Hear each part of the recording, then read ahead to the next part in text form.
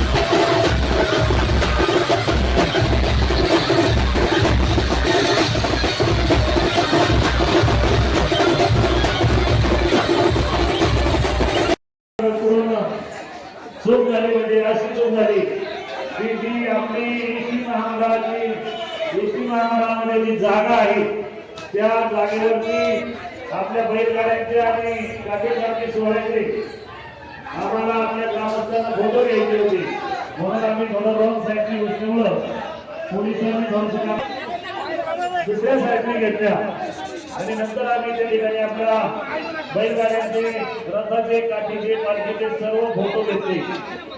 अशा प्रकारे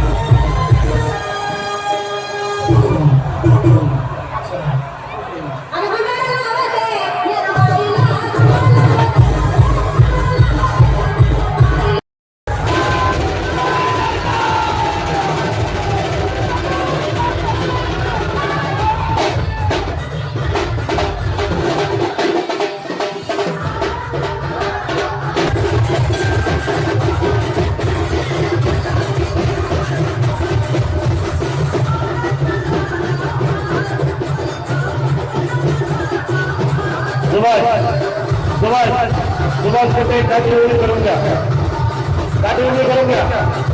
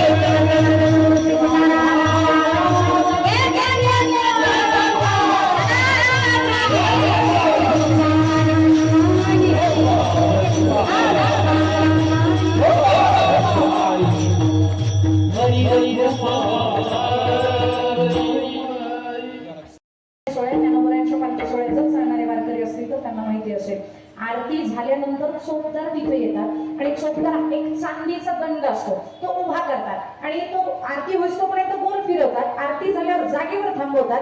जोपर्यंत दंडक वरती आहे तोपर्यंत वारकऱ्याचं लेकरू सुद्धा तिथून हलत नाही. का? त्यांना माहिती असतात नियम. चोपदार जोपर्यंत दंड खाली करत नाही तोपर्यंत त्याला जे लोकांना सांगायचे अजून सांगून झालेलं नाही. म्हणून तो दंड वरती आहे तोपर्यंत सगळे कान देऊन ऐकत असतात. काय म्हणायचंय यांना, काय म्हणायचंय. मग चोपदार सांगतात, हरवलेल्या वस्तू सापडलेल्या. मी चोपदार नाही पण वारी बरेच वर्ष करते म्हणून माहिती आहे. या सगळ्या गोष्टी ज्या आहेत ना त्या सगळ्या गोष्टी आपल्याला तिथं दंडवरती आहे तोपर्यंत आपल्याला त्या ऐकायच्या असतात.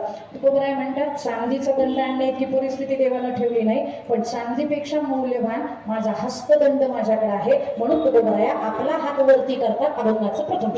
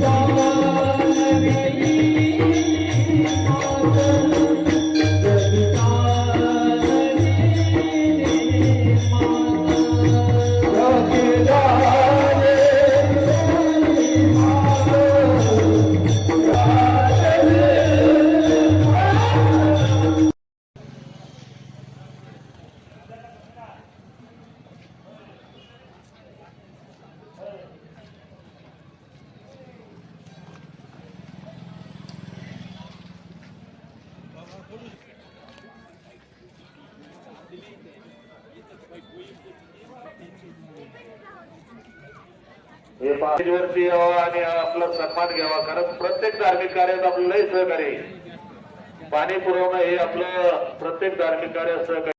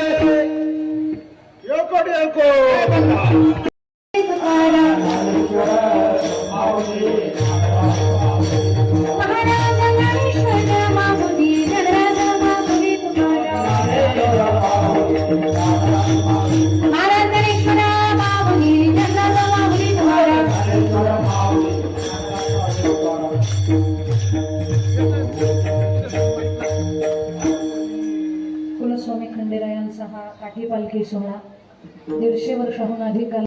म्हणून ज्या साधूंवर हा बोध महत्वाचा झालेला आहे तो बोध देणारा साधू आमच्या जवळ नंदी सोडून बाबांचा आहे.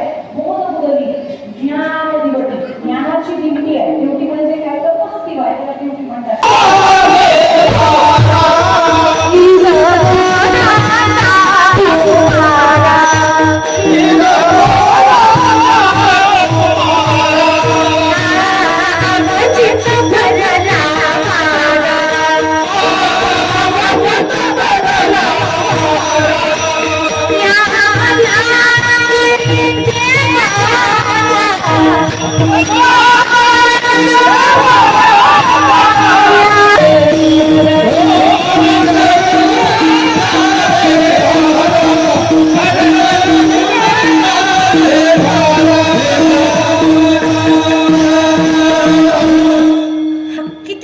देवहार आहे. म्हणजे खंडोबाराया जर आमच्या महाराष्ट्रात आले असतील तर त्याला किती काळ झाला तर तुकोबराय म्हणतात सांगू शकत नाही.